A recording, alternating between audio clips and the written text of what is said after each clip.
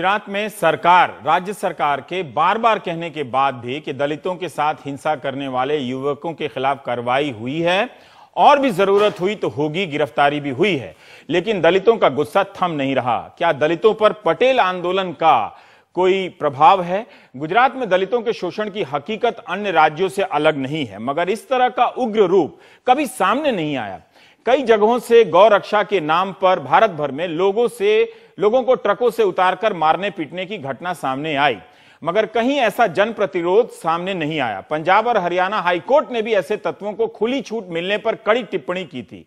गुजरात में दलित युवकों की कमीज उतारकर मारा गया और कार में बांधकर घुमाने की घटना ने नाराजगी को उग्र रूप दे दिया है। उनके मारने का एक और नया वीडियो भी आ गया है।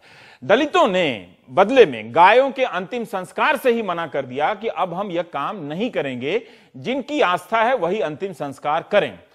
दशकों पहले, आजादी से पहले, भीमराव अंबेडकर, डॉक्टर अंबेडकर ने यही कहा था कि जिस काम के कारण हमें अछूत समझा जाता है, हम वो काम ही नहीं करेंगे, जिन्हें करना है वो करें। इस पूरी प्रक्रिया पर जो गुजरात में घट रही है घटना, उन सब पर राजीव पाठक की यह विस्तृत रिपोर्ट।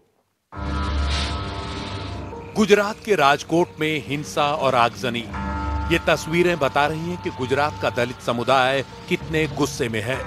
सोमवार रात यहां के धोराजी इलाके में दलित समुदाय के लोगों ने कई बसों में तोड़फोड़ की। राज्य परिवहन निगम की 2 बसों को आग के हवाले कर दिया। बीआरटीएस की बसों पर पथराव किया, बस स्टैंड तोड़ दिए। मंगलवार सुबह गुस्साए दलितों का गुस्सा अमरेली जिले में भी दिखा। सरकार के रवैये और दलितों के उत्पीड़न को लेकर सड़कों पर उतरा विरोध प्रदर्शन हिंसक हो गया। पुलिस पर पथराव हुआ। जवाब में पुलिस ने आंसू गैस के गोले छोड़े। इस दौरान 6 दलित कार्यकर्ता और 5 पुलिस वाले घायल हो गए। एक घायल पुलिस कांस्टेबल की मौत हो गई। सड़कों पर दिख रहे दलितों के इस गुस्से के फूटने की पृष्ठभूमि काफी समय से तैयार हो रही थी। सदियों से हो रहा भेदभाव दलितों को पहले ही बेचैन कर रहा है। ऊपर से 11 जुलाई को गुजरात के ऊना की घटना ने आग में घी का काम किया। यहाँ के समढियाला गांव में कुछ दलित युवकों को एक राजनीतिक संगठन के लोगों ने गोकशी का आरोप लगाते हुए पहले जमकर मारा, फिर ऊना ले गए और वहां गाड़ी से बांधकर शहर भर में घुमाया। ये आप बीती एक पीड़ित ने सुनाई। हमारे गांव के बाजू पे एक गांव है, बेड़िया गांव, वहां से फोन आया था मेरा पापा के फोन में। उस खेडूत का फोन था, उसकी गाय मर गई थी, तो जिसको मेरे पापा को फोन किया। और हमारे पास चकड़ो रिक्शा है, वो चकड़ो रिक्शा लेकर हम वो गांव पे गया और गाय मर गई थी। वो गाय को रिक्शा पे भरकर हमारे गांव के सीम पे आया और गाय मर गई थी, उसके हम खाल काट रहे थे।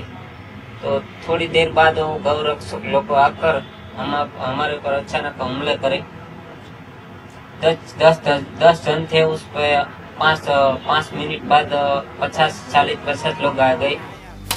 पेशे से चर्मकार ये दलित सदियों से मरे हुए मवेशियों को ठिकाने लगाने और उनका चमड़ा निकालने का काम करते रहे हैं।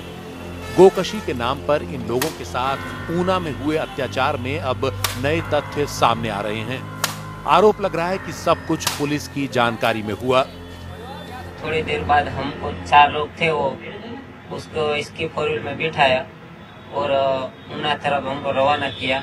और हमारे गांव के हमारे गांव के बारने साइड पुलिस की गाड़ी हमको 100 नंबर की मिली और गौरक्षक लोगों और पुलिस वाली गाड़ी को ब्रेक किया और बातचीत की उसने और राम मिले पुलिस वाले ने गौरक्षक लोगों। उसने बात की है कि तुम वहां जाओ ऊना पे, और हम पुलिस वाला कहते हैं हम जो घटना घटी है वो स्थल पर जाते हैं। ये लोग दलितों को गाड़ी से बांधकर थाने भी ले गए, लेकिन पुलिस ने उनके खिलाफ कार्रवाई नहीं की। इस घटना से दलितों में इतना गुस्सा है कि कुछ लोग अपनी ही जान लेने पर उतारू हो गए हैं। राजकोट के गोंडल में सोमवार को 5 दलित युवाओं ने जहर पीकर आत्महत्या की कोशिश की, लेकिन पुलिस समय रहते ही उन्हें अस्पताल ले गई। मंगलवार को जूनागढ़ में 3 युवाओं ने जहर पी लिया, जिनमें से एक की मौत हो गई। 2 अस्पताल में भर्ती हैं। सबका दर्द है कि जब सम्मान से जीना संभव न हो तो मर जाना चाहिए।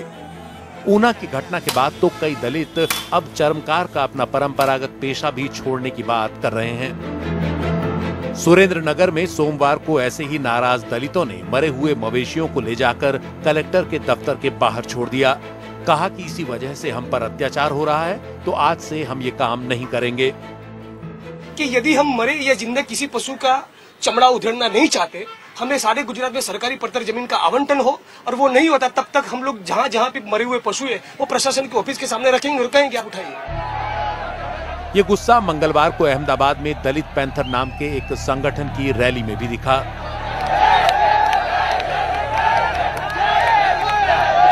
साफ तौर पे दलित बहुत बड़ी अलग-अलग जगहों पर गुजरात में सड़कों पर उतरे हैं, और जो वजह है वो साफ है। ऊना की घटना इस बार प्रोटेस्ट का बहुत बड़ी संख्या में डिक्लेयर कर दिया है गुजरात में। अलग-अलग जगहों पे इस तरह से दलित बड़ी संख्या में अपना गुस्सा व्यक्त करने के लिए निकले हुए हैं। खेड़ा जिले के कपड़वंज में तो दलितों ने स्थानीय प्रशासन को मेमोरेंडम दिया है कि मवेशी हमारे मोहल्ले में घूमते रहते हैं, अगर उन्हें कुछ हो गया तो हमारे साथ कोई घटना हो सकती है, इसलिए मवेशियों को आने से रोकिए। उधर मोरबी जिले में 200 लोगों ने बंदूक के लाइसेंस के लिए प्रशासन को अर्जी दी है। उनका कहना है कि हमें सरकार की सुरक्षा पर भरोसा नहीं। पूरे गुजरात में दलित समाज जो महसूस कर रहा है कि उसकी सुरक्षा सलामती नहीं है, तो मोरबी में भी 200 लोगों ने वेपन्स के लिए अप्लाई किया है कि हमको सुरक्षा सलामती दो। जब पूरा गुजरात दलितों के इस गुस्से का गवाह बन रहा है, तो संसद में भी ये मुद्दा उठना ही था। यदि वहाँ की गवर्नमेंट ने एक्शन नहीं लिया तो लोग सड़कों पे उतरेंगे, उनका गुस्सा फूटेगा, फिर संभालना बड़ा मुश्किल हो जाएगा। जल्दी तुरंत ही कदम उठाने चाहिए थे, वो उठाए नहीं, तो हमारी तरफ से तो ये डिमांड रहेगी, इसकी न्यायिक जांच होनी चाहिए। इसको राजनीति रूप देने के लिए कुछ लोग प्रयास कर रहे हैं। कल बीएसपी ने प्रयास किया। देखिए, इतना बड़ा देश में कुछ घटनाएं इधर उधर हुई हो तो उसको कंडेम करना, उनके ऊपर एक्शन लेना, उसको पॉलिटिकलाइज करे तो फिर उन लोगों के साथ न्याय नहीं हो पाएगा। दलित समुदाय का गुस्सा देखते हुए गुजरात सरकार ने ऊना की घटना की जांच सीआईडी को सौंप दी है और विशेष अदालत में केस की तेजी से सुनवाई का भी ऐलान किया है। इस मामले में अब तक 9 लोगों को गिरफ्तार किया गया है और 4 पुलिसकर्मियों को निलंबित। लेकिन दलितों को सरकार पर भरोसा नहीं हो रहा। उन्होंने बुधवार को गुजरात बंद का ऐलान किया है। गुजरात से राजीव पाठक की रिपोर्ट, एनडीटीवी इंडिया।